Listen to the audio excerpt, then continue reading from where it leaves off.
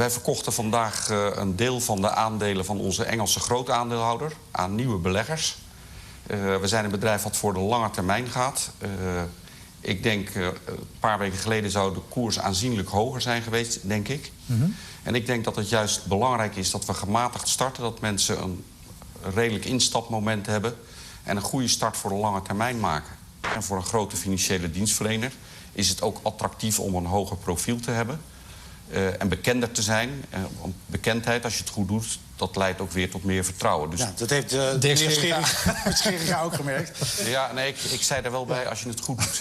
Er komt een gezond, degelijk Nederlands bedrijf naar de beurs. Dat kreeg op die dag geen enkele aandacht. En alle aandacht ging naar het faillissement van DSB. En ook, er zat ook nog een soort sympathiegevoel in voor de leiding die dit bedrijf gewoon slecht geleid heeft. De Robin Hood, Erik Scheringa. Ja, de Robin Hood, maar dat was wel de Robin Hood die niet erg zorgvuldig met de armen omging.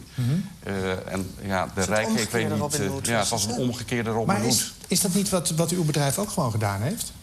Nou, ik denk het eerlijk gezegd niet. In het geval van de beleggingspolissen, in ieder geval bij Deltaloid, ik denk dat de kosten wat aan de hoge kant waren. We hebben dat gecompenseerd, maar het zijn nog steeds, zeker met die compensatie erin, behoorlijke producten. Francisco Wajole, de Joop.nl. Waarom is er in Nederland geen plek waar progressieve mensen elkaar kunnen vinden, waar ze met elkaar over dingen kunnen... Geef eens antwoord op die vraag. Ja, die was er gewoon niet. Nee, maar waarom niet? Nou, daar ben ik nooit achter gekomen, omdat niemand hem begon. Dus toen dacht ik, nou ja, dan moet iemand het doen. Laat ik dan maar eens wat voorstellen. Links is natuurlijk altijd van de massa geweest, dus van de massamedia. En internet was zeker in de jaren 90 heel erg een ik-medium. Daar zat je in je eentje tegen het beeldscherm te schreeuwen, zeg maar. Dat waren niet zoveel andere mensen. Daar zat je jezelf te manifesteren. En dat heeft een beetje, dat spreekt rechts wat meer aan. In zijn algemeenheid wordt door rechts bijna alles wat de publieke omroep is als links beschouwd. Ja, en dat werkt heel goed, want daardoor is inmiddels alles heel rechts geworden. Want iedereen zei, we zijn te links. Dus al die redacties gingen op zelfonderzoek.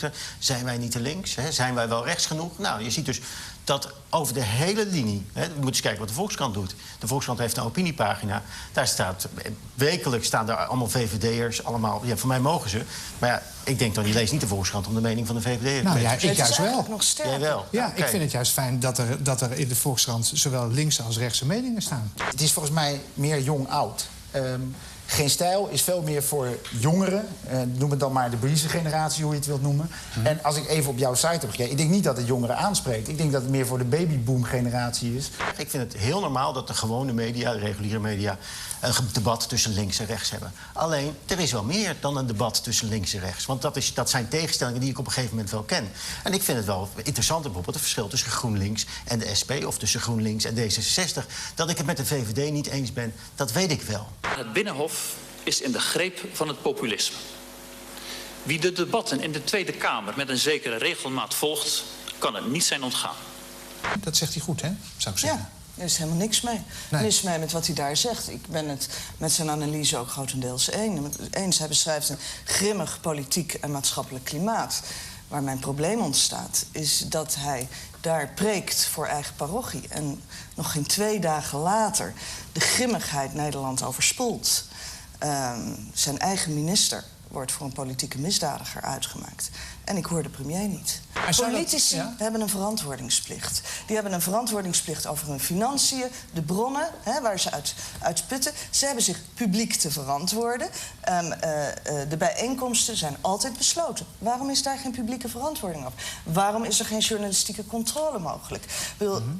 Wilders zegt dat hij een democraat is. Ik wil daar graag een debat met hem over. Ik bedoel, niet elke opvatting is democratisch, omdat hij misschien op termijn op een meerderheid kan rekenen. Het is natuurlijk eigenlijk beschamend voor Nederland dat we dit soort discussies voeren. Want we hebben een lange traditie van een open economie, verdraagzaam, liberaal.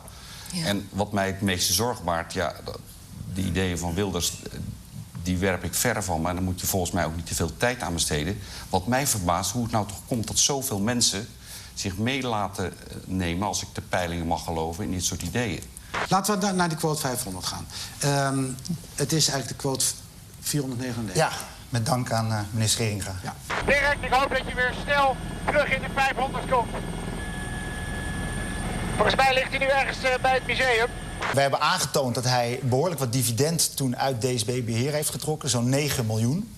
Dus in die zin hoeven we ons geen zorgen te maken over de financiële toekomst van Dirk Scheringa, zeg je? Totaal niet, nee. Maar het betekent wel, wil ik toch even benadrukken, dat hij keihard heeft zitten liegen hier aan tafel. Dat heeft hij ook. De grootste klappen zijn eigenlijk in het vastgoed gevallen. Dat is eigenlijk wel voorspelbaar.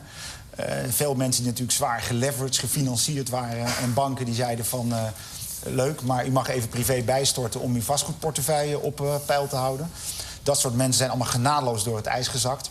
Dus ik heb een keer met een, ik mag zijn naam niet noemen, maar met een zeer rijk iemand aan boord gezeten. En die had een paar wijntjes op en die ging dan zijn saldofoon bellen. Nou, dan krijg je te horen, uw saldo is 860 miljoen.